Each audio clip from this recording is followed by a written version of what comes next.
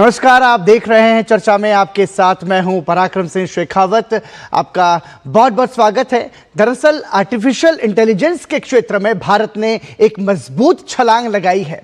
क्या वो उपलब्धि है, क्या उसके मायने हैं, इस पर चर्चा में आज हम बात करेंगे। तो आइए शुरुआत करते हैं चर्चा में की।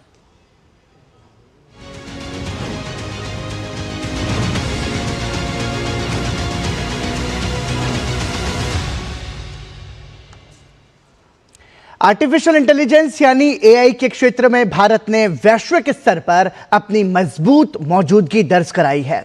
स्टैनफोर्ड यूनिवर्सिटी के डेटा के आधार पर जारी ताजा रिपोर्ट के मुताबिक एआई प्रतिस्पर्धा की वैश्विक रैंकिंग में दुनिया में भारत ने तीसरा स्थान प्राप्त किया है, जो देश की तकनीकी क्षमता और भविष्य की संभावनाओं को दर्शाता है। रिपोर्ट में कहा गया है कि भारत की विशाल टैलेंट पूल, तेजी से बढ़ता डेवलपर इकोसिस्टम और एआई पर नीतिगत स्तर पर बढ़ती सक्रियता भारत की सबसे बड़ी ताकत है। स्टार्टअप्स, शैक्षणिक संस्थानों और निजी क्षेत्र में एआई आधारित नवाचार लगातार तेज हो रहे हैं। रैंकिंग में अमेरिका पहले और चीन दूसरे स्थान पर है, लेकिन भारत ने कई विकसित देशों को पीछे छोड़ते हुए शीर्ष 3 में अपना स्थान बनाया है। यह उपलब्धि दर्शाती है कि भारत न सिर्फ एआई को अपना रहा है, बल्कि वैश्विक तकनीकी नेतृत्व की दिशा में भी तेजी से आगे बढ़ रहा है। रिपोर्ट के मुताबिक ये आकलन स्टैनफोर्ड यूनिवर्सिटी के ग्लोबल एआई वाइब्रेंसी टूल पर आधारित है, जिसमें रिसर्च, निवेश, टैलेंट नीतियों और सार्वजनिक भागीदारी से जुड़े कई संकेतकों को शामिल किया गया है। विशेषज्ञों का मानना है कि आने वाले वर्षों में एआई भारत की अर्थव्यवस्था, रोजगार सृजन और वैश्विक तकनीकी पहचान को नई ऊंचाइयों तक ले जाएगा, जिससे भारत डिजिटल युग में एक प्रमुख शक्ति के रूप में उभर कर सामने आएगा। चर्चा में आज समझने का प्रयास आर्टिफिशियल इंटेलिजेंस यानी कृत्रिम बुद्धिमत्ता की वैश्विक दौड़ में भारत की मजबूत छलांग के मायने क्या हैं।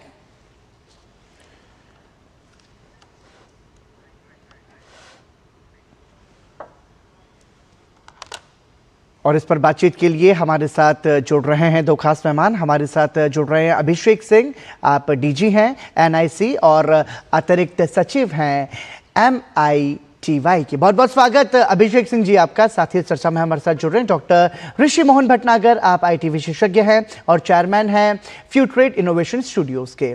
आपका भी बहुत बहुत स्वागत डॉक्टर भटनागर।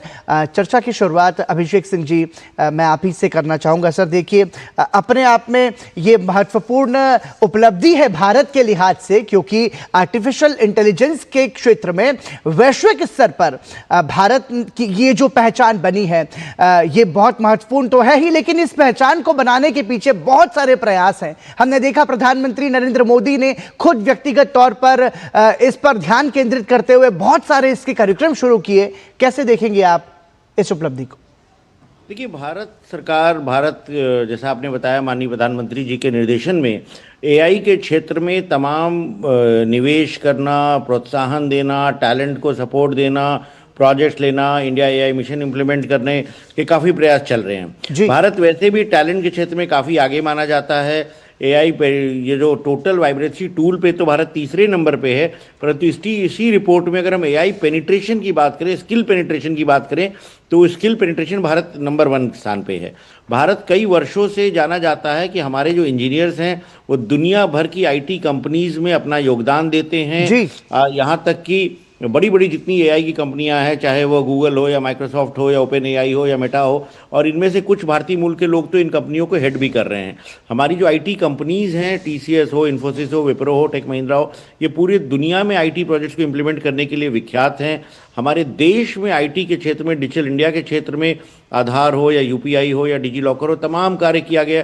पूरा विश्व हमारे देश को देखता है डिजिटल पब्लिक इंफ्रास्ट्रक्चर के रूप में क्या किया जा रहा है। तो मैं आश्चर्यचकित नहीं हूँ। मैं मानता हूँ कि भारत में वो टैलेंट है और हमें ये तीसरा स्थान जो मिला है हमारी क्षमता के आधार पर मिला है, और जिस तरह का प्रयास हो रहा है, बहुत जल्दी हम अब हमारे से आगे जो देश है, काफ़ी आगे हैं, उनको भी हम उस मुकाम तक भी पहुँचने में सफल हो पाएंगे। बिल्कुल ठीक है। डॉक्टर भटनागर, क्या ये कहा जा सकता है कि कृत्रिम बुद्धिमत्ता के क्षेत्र में ये जो उपलब्धि है ये एक स्पष्ट और भारत की निर्णायक कार्रवाई को दर्शाती है आर्टिफिशियल इंटेलिजेंस के क्षेत्र में?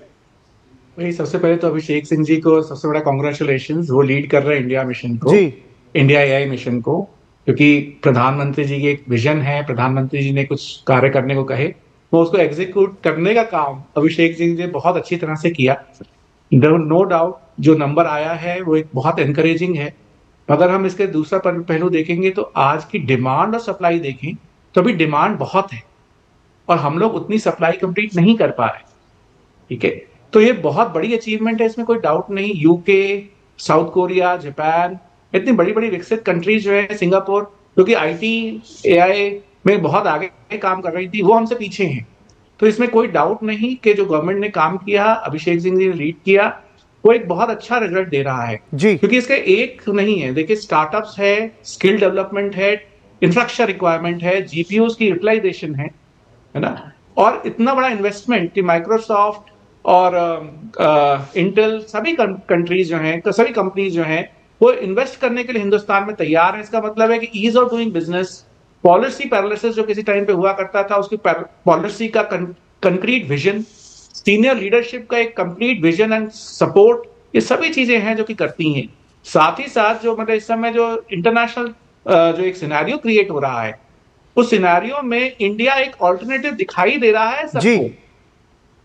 और मुझे लगता है कि हम चाइना को जल्दी ही पीछे भी छोड़ेंगे, और क्योंकि जो ऑल्टरनेटिव लोकेशन सभी देखना चाह रहे हैं, उसमें अमेरिका भी अपना ऑल्टरनेटिव लोकेशन हमें देख रहा। बिल्कुल।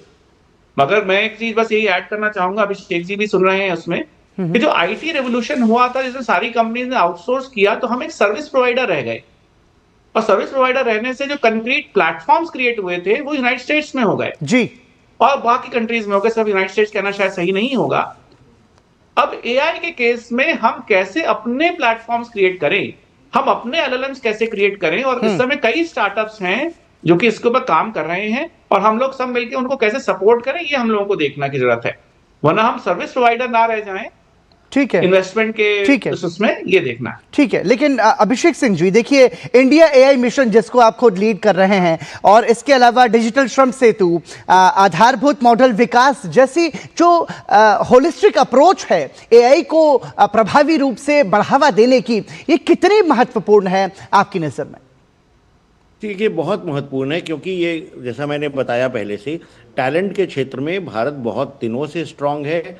अब एआई के क्षेत्र में कुछ चीज़ें और चाहिए होती हैं। अगर एआई में हमको जो अग्रणी देश हैं, अमेरिका है या चाइना है, उसके बराबर पहुंचना है, तो हमको जो निवेश करने की आवश्यकता है, कंप्यूट उपलब्ध कराने की आवश्यकता है, जो कि काफ़ी महंगा होता है, डेटा सेट्स प्लेटफॉर्म उपलब्ध कराने की आवश्यकता है, स्टार्टअप्स को फंडिंग करने की आवश्यकता है, अपनी फाउंडेशन मॉडल्स, अपनी एलएलएम बनाने की आवश्यकता है, एप्लीकेशंस बनाने की आवश्यकता है।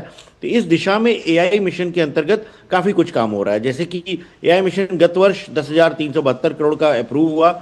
उसके अंतर्गत कंप्यूट में यह टारगेट था कि हम कम से कम 10,000 जीपीयूज अपने स्टेक होल्डर्स को, अपने स्टार्टअप्स को, रिसर्चर्स को उपलब्ध करा पाएं। ठीक है।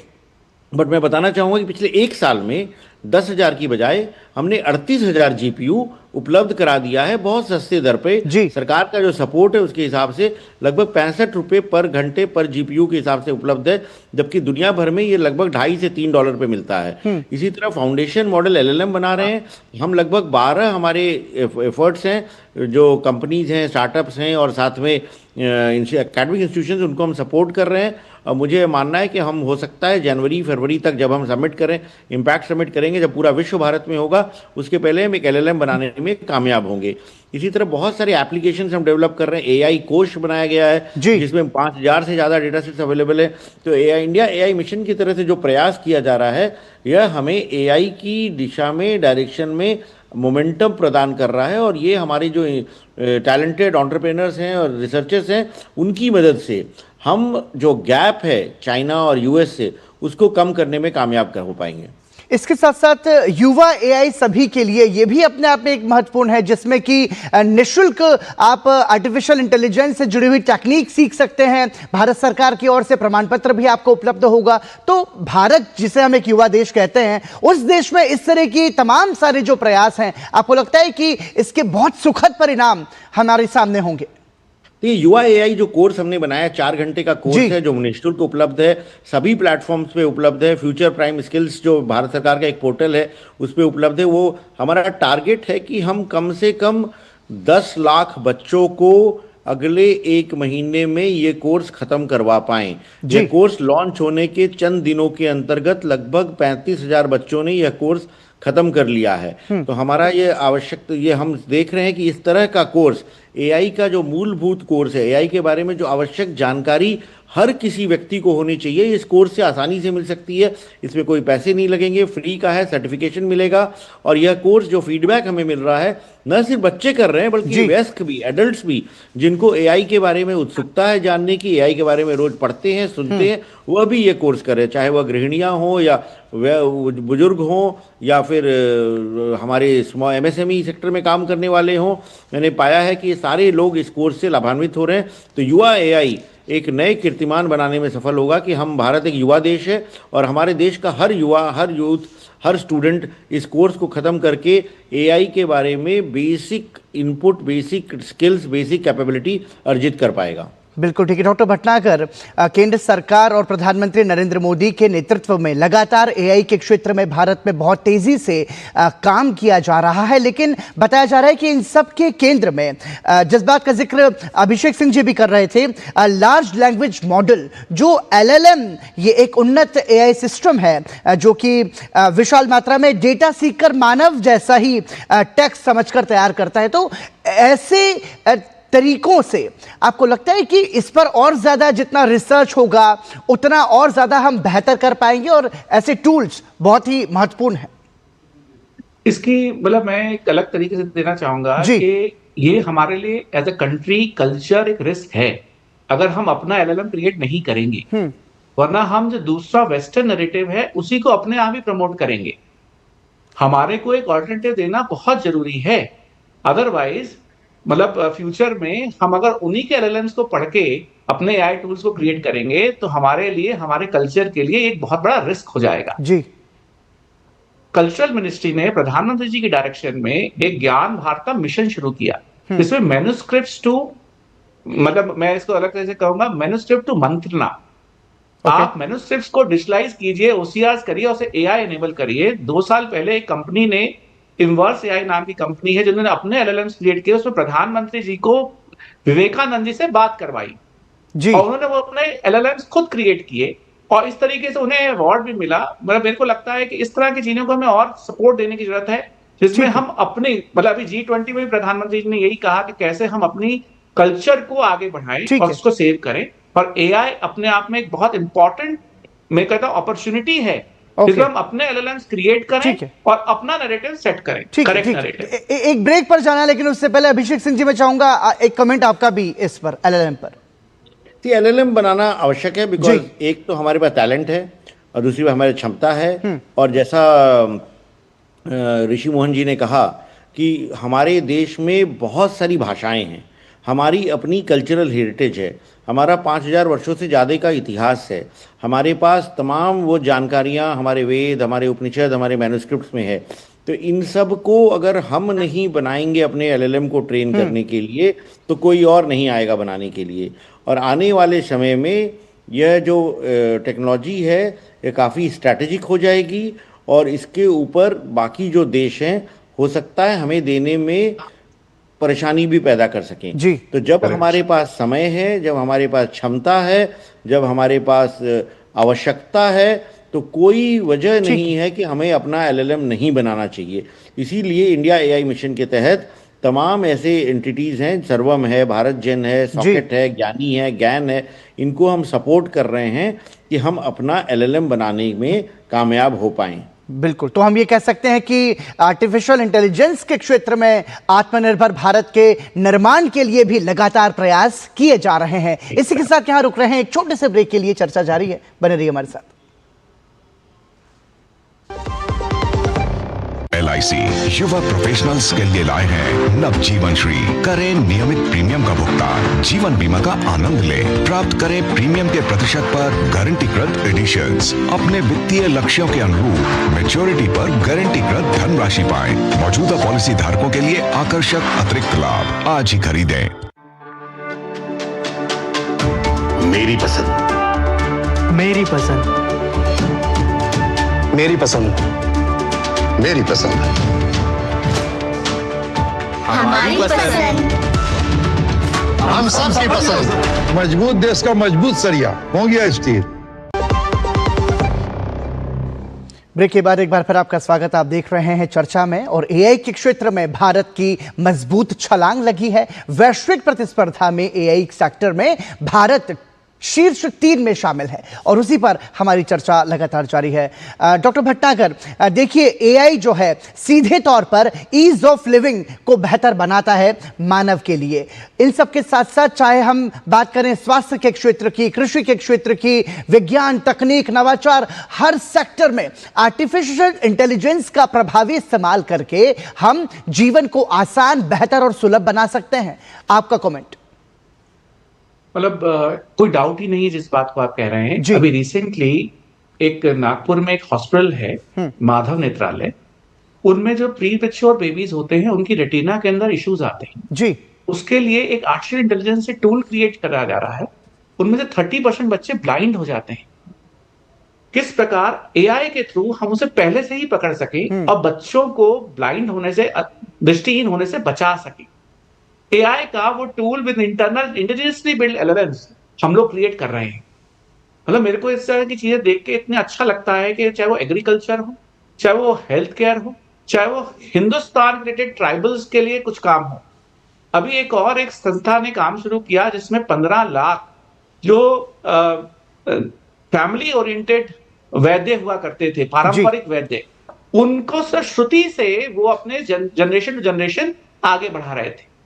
और श्रुति की वजह से वो चीज कहीं डॉक्यूमेंटेड नहीं है और वो आगे प्रोपोगेट नहीं फैला पा रहे।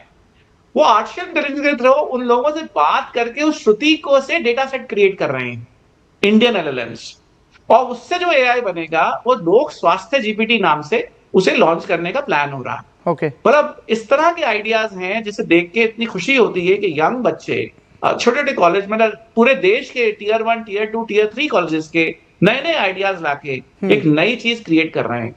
एक रेवोल्यूशन क्रिएट किया है इंडिया एआई मिशन ने।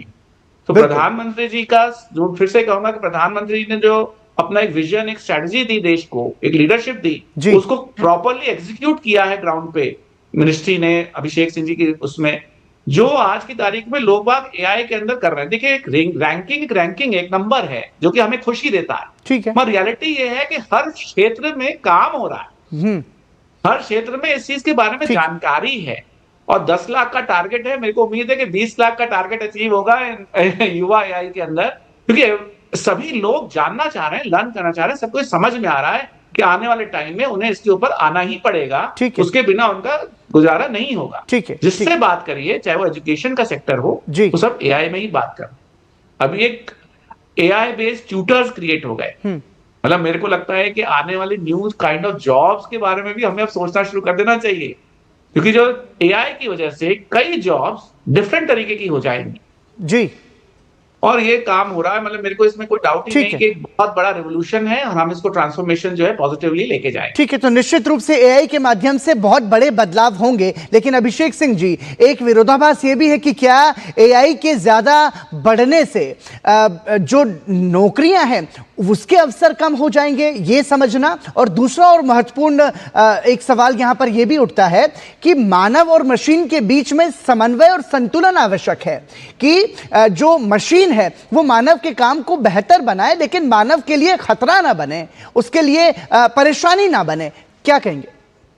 देखिए, जहां तक नौकरियों का और जॉब्स का की बात होती है, ये जरूर है कि जब टेक्नोलॉजी इवॉल्व करती है तो नए जॉब्स क्रिएट होते हैं, कुछ जॉब्स की आवश्यकताएं कम हो जाती हैं, परंतु अगर मुझे हिसाब से देखा जाए तो जो नए जॉब्स क्रिएट होंगे नए एआई एज में, चाहे वो डेटा इकोनॉमी की हो, एआई इकोनॉमी की हो, एजेंटिक एआई के हों, फिजिकल एआई के हों, और जो आजकल एक फॉरवर्ड डिप्लॉयमेंट इंजीनियर की जॉब्स हो रही हैं, इस तरह की जॉब्स बहुत ज़्यादा क्रिएट होंगी। जी। और एआई कभी भी किसी की नौकरी नहीं लेता है। होता क्या है कि जो लोग होते हैं जिनको एआई आती है, जो एआई में स्किल्ड होते हैं, वह लोग उनकी नौकरी ले लेंगे जिनको एआई नहीं आता है। ठीक है। तो समझने की बात है कि हमें स्किलिंग और रीस्किलिंग करने की आवश्यकता है। अगर हम नई टेक्नोलॉजी आ रही है उससे अपने आप को दूर रखेंगे, उसके बारे में सीखेंगे नहीं, उसके बारे में स्किल नहीं करेंगे, अपने आप की जानकारी नहीं बढ़ाएंगे, तब ये एक समस्या आ सकती है। हमारा देश टेक्नोलॉजी प्रधान देश है। हमारे देश में अगर कोई भी एआई के कोर्स के डेटा देखें, अगर आप आज स्टैनफोर्ड की रिपोर्ट देख रहे हैं, अगर आप कोर्सेरा की रिपोर्ट देखें जी। तो वहाँ सबसे ज़्यादा एआई के कोर्सेज को इंडियन बच्चे ही कर रहे हैं, हमारे यूथ कर रहे हैं। तो हम जो दुनिया भर में एआई के नौकरियां क्रिएट होंगी उसको लेने में अग्रणी सिद्ध होंगे। तो सम टोटल में जॉब्स कम नहीं होंगे, जॉब्स बढ़ेंगे। ओके। तो दूसरी बात आपने कही कि मानव और एआई के बीच में संतुलन कैसे बनाया जा सके, तो भारत की जो एआई गवर्नेंस गाइडलाइंस पिछले महीने रिलीज हुई थी उसमें यह साफ साफ कहा गया है कि ह्यूमन इन द लूप कि और पीपल फर्स्ट, कि जब भी हम मशीन का इस्तेमाल करें, एआई का इस्तेमाल करें, ऐसा नहीं कि हम आंख बंद करके कर ले और ह्यूमन को हटा दें। तो ह्यूमन का जो इंटरफेस होता है वो होना बहुत ही आवश्यक है। तो ये जो लोग कई बार सोचते हैं कि एआई ऑटोमेटिक कर लेगा, एआई लोगों को नुकसान पहुंचा देगा, वह नहीं हो सकता है। हमें एआई के ऊपर टूल्स होते हैं जो हम चेक कर सकते हैं कि एआई कैसे काम कर रहा है। तो कंट्रोल जो है, फाइनली एआई जो भी कर रहा है वो कंट्रोल इंसान के पास रहेगा, ह्यूमन के पास रहेगा, ताकि हम एआई का भरपूर उपयोग लोगों के भले के लिए कर पाएं और जो उससे संभावित नुकसान है, जो हार्म है, उसको कम कर पाएं। जैसे डीप फेक और मिस इन्फॉर्मेशन एक बहुत बड़ी समस्या मानी जाती है, तो उसके लिए भारत ने रूल्स बनाए हैं कि हम टूल से डीप फेक को डिटेक्ट कर पाएं। हम वाटर मार्किंग करना, लेबलिंग करना, हमने प्रस्ताव बनाया है कि हर एआई जनरेटेड कंटेंट, वीडियो हो या फोटो हो, उसको लेबल करना आवश्यक हो।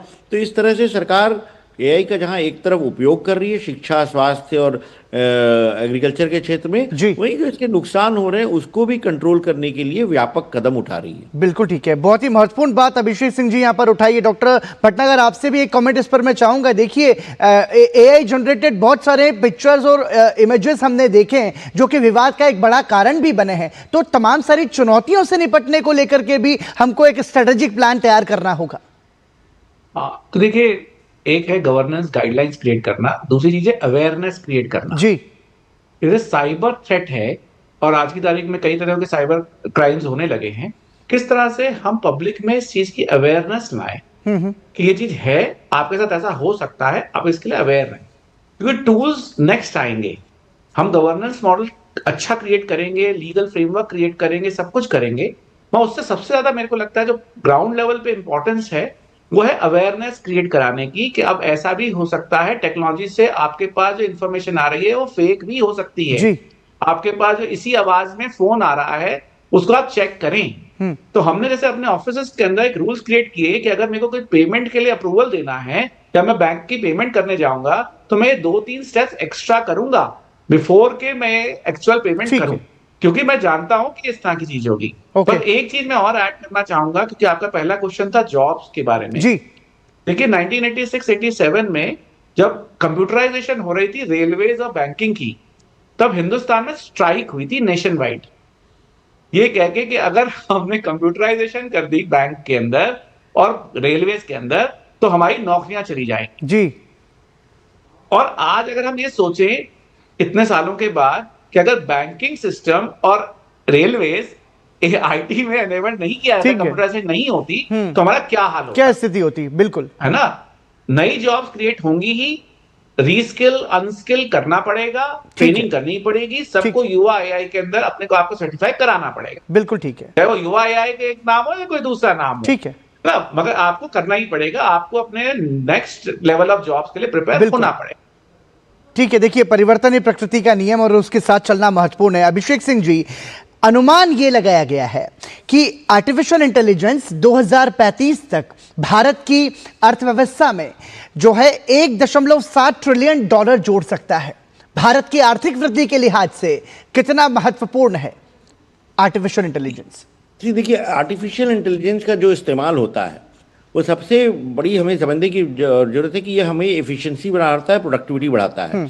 हम और आप जब एआई यूज़ करते हैं तो हम कम समय पे ज़्यादा काम कर पाते हैं। हम कोई बड़ा डॉक्यूमेंट जल्दी पढ़ पाते हैं, हमें कुछ क्रिएट करना है, लिखना है, कोई बड़ी एनालिसिस करनी है, हम जल्दी कर पाते हैं। तो अगर मैं एफिशिएंट और प्रोडक्टिव हो रहा हूँ तो इसी तरह हम बाकी सेक्टर्स ऑफ द इकोनॉमी, क्या हम एग्रीकल्चर को ज़्यादा एफिशिएंट बना सकते हैं, ईल्ड बढ़ा सकते हैं, प्रोडक्टिविटी बढ़ा सकते हैं, किसान की इनपुट कॉस्ट को कम कर सकते हैं, उसको सही जानकारी दे करके उसको अच्छी इनकम पैदा कर सकते हैं ताकि उसको मंडी की जानकारी मिल पाए। जो मैन्युफैक्चरर है, स्मॉल बिजनेसमैन है, रिटेलर है, उसको भी एआई की मदद से उसकी जो इनपुट कॉस्ट है वो अगर कम होगी और उसका मार्केट उसको क्या प्रोडक्ट मिक्स से बना पाएगा, वो एफिशिएंट प्रोडक्टिव हो पाएगा। तो यह हर तरीके से, और जब हर आदमी की एफिशिएंसी बढ़ेगी, प्रोडक्टिविटी बढ़ेगी, तो उसकी इनकम बढ़ेगी, उसकी इनकम बढ़ेगी तो देश की इनकम बढ़ेगी। और ये एक बहुत बड़ा स्टेप होगा हमें 4 ट्रिलियन से 30 ट्रिलियन डॉलर की इकोनॉमी की ओर जाने के लिए। तो यह जरूर आकलन किया गया है कि 1 trillion dollar, 1.7 trillion dollar, 1.3 trillion dollar, ये सब एस्टिमेट्स हैं।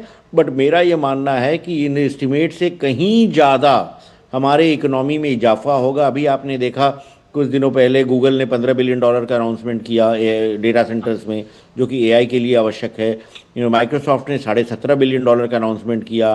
फिर हमने देखा अमेजॉन ने 35 बिलियन डॉलर का अनाउंसमेंट किया। तो ये सारी कंपनियां भारत को देख रही हैं एक ऐसे क्षेत्र में जहां निवेश करने से एआई का एक्सपेंशन होगा, एआई का डिफ्यूजन होगा, और यह इसीलिए कर रहे हैं क्योंकि उन्हें दिखता है पोटेंशियल क्या है। तो ये मैं मानता हूं कि 1.7 जो एस्टिमेट है ट्रिलियन डॉलर से, उससे कहीं ज्यादा हमारे जीडीपी में एआई का कंट्रीब्यूशन। बिल्कुल ठीक है। देखिए, बहुत महत्वपूर्ण बात यहां पर कही गई है कि अमेजन और माइक्रोसॉफ्ट जैसी दुनिया की बड़ी कंपनियां जो हैं आज भारत को आशावादी नजरों से देख रही हैं, भारत में निवेश के लिए आतुर हैं। निश्चित रूप से यह भारत की बढ़ती वैश्विक उपलब्धि और समृद्धि को बताता है कि अब तकनीक के क्षेत्र में भी भारत लगातार आत्मनिर्भर बनने का प्रयास कर रहा है। बहुत बहुत धन्यवाद आप दोनों मेहमानों का इस चर्चा में हमारे साथ जुड़ने के लिए, अभिषेक सिंह जी और डॉक्टर ऋषि मोहन भटनागर। हम उम्मीद करते हैं कि भारत इसी तरह तकनीक के क्षेत्र में आगे बढ़ता रहेगा। इसी के साथ चर्चा में